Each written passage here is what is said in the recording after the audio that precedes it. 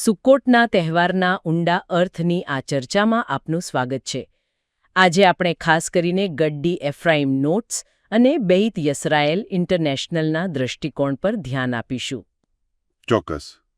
અને આ સ્ત્રોતો સુક્કોટને ખાલી એક ઐતિહાસિક યાદગીરી નથી ગણતા. હા, એનાથી કંઈક વધુ છે. બિલકુલ. એ લોકો એને વૈશ્વિક મુક્તિ અને રાષ્ટ્રો વચ્ચે એકતા લાવવા માટેનો એક જીવંત નમૂનો, એક મોડલ તરીકે જુએ છે. રસપ્રદ.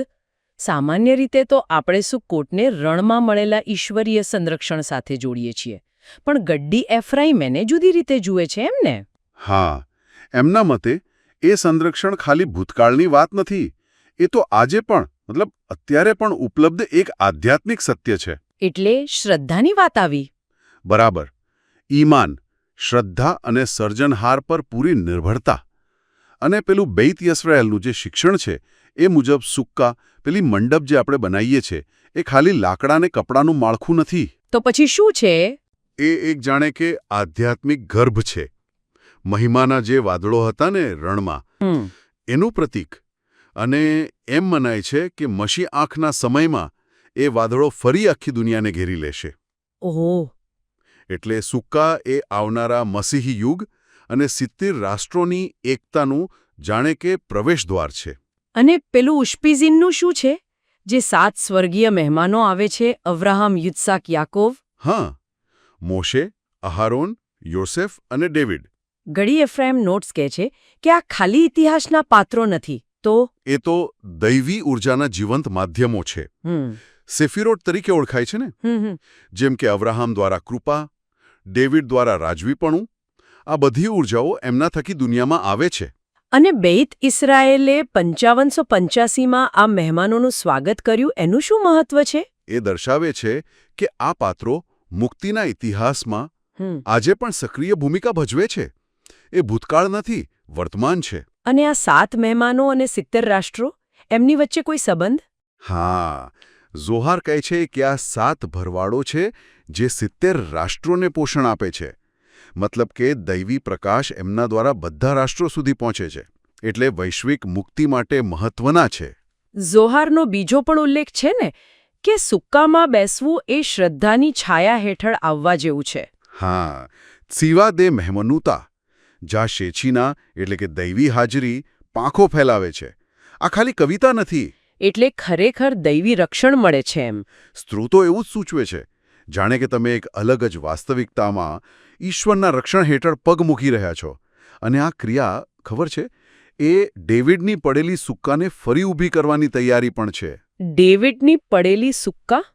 એ શું છે? કોઈ મંદિર કે બાંધકામ? ના ના, આ સ્ત્રોતો પ્રમાણે કોઈ ભૌતિક વસ્તુ નથી. એ તો એક આધ્યાત્મિક માળખું છે. એક એવું વિશ્વ જે ઈશ્વરના શાસન હેઠળ એક થઈ ગયું હોય. એટલે જ્યારે આપણે શ્રદ્ધા અને આનંદથી સુક્કામાં બેસીએ, ત્યારે આપણે ખાલી યાદ નથી કરતા, પણ પેલી વૈશ્વિક આધ્યાત્મિક સુક્કાને બનાવવામાં ભાગ લઈ રહ્યા છીએ. સમજાયું. અને આખી વાત વૈશ્વિક છે. પહેલા મંદિરમાં જે 70 બળદો અર્પણ થતા, એ પણ 70 રાષ્ટ્રો માટે હતા. બરાબર. અને આ જ વાત બેઇત યસરાએલ ઇન્ટરનેશનલના મિશનમાં દેખાય છે. એમનો હેતુ તોરાહના પ્રકાશને, એ જ્ઞાનને 70 રાષ્ટ્રો સુધી પહોંચાડવાનો છે. એ ભવિષ્યની તૈયારી માટે, જ્યારે બધા રાષ્ટ્રો ભેગા મળીને સુકોટ ઉજવશે. હા, જે ભવિષ્યવાણી છે એ પ્રમાણે. અને ઉશ્પીઝીનનો પ્રકાશ, એમ કહેવાય છે કે મશિયાહ બેન ડેવિડ દ્વારા રાષ્ટ્રો સુધી પહોંચશે. એટલે સુકામાં બેસીને એ ગુણો અપનાવવા, એ મુક્તિની તૈયારીમાં ભાગ લેવા જેવું છે. સુકોટને ઝમાન સિમખાતેનું આપણા આનંદનો સમય પણ કહે છે. ગડ્ડી એફ્રાઈમ આ આનંદ પર બહુ ભાર મૂકે છે ને? હા, બહુ જ. એમના મતે આ આનંદ ખાલી લાગણી નથી. એ તો એક શક્તિશાળી આધ્યાત્મિક ઉર્જા છે. એવી ઉર્જા જે સ્વર્ગના દરવાજા ખોલે છે, દેશ નિકાલનો અંત લાવે છે, અને મતલબ કે આખી દુનિયાને અંતિમ મુક્તિ માટે તૈયાર કરે છે. એટલે સુકોટ એક રીતે જોઈએ તો મુક્તિનું રિહર્સલ છે. ભ્રામક સુરક્ષા છોડી દો, સાચા દૈવી સંરક્ષણ પર ભરોસો રાખો. અને વિવિધતામાં એક થવાનું પણ શીખવે છે. હા, અને આપણી પોતાની મર્યાદાઓથી ઉપર ઉઠીને બીજા સુધી આશીર્વાદ પહોંચાડવાનું. તો આ બધી ચર્ચાનો સાર શું નીકળે છે? ગડ્ડી એફ્રાઈમ નોટ્સ અને બેઇત ઇસરાએલ દ્વારા જે સુક્કોટની સમજ મળે છે, એ એકતા, દૈવી જોડાણ અને ભવિષ્યની મુક્તિનું એક બહુ ઊંડું ચિત્ર આપે છે, જેમાં આખી માનવતાનો સમાવેશ થાય છે. અને આ એક વિચારવા જેવો પ્રશ્ન ઊભો કરે છે, ખરું ને?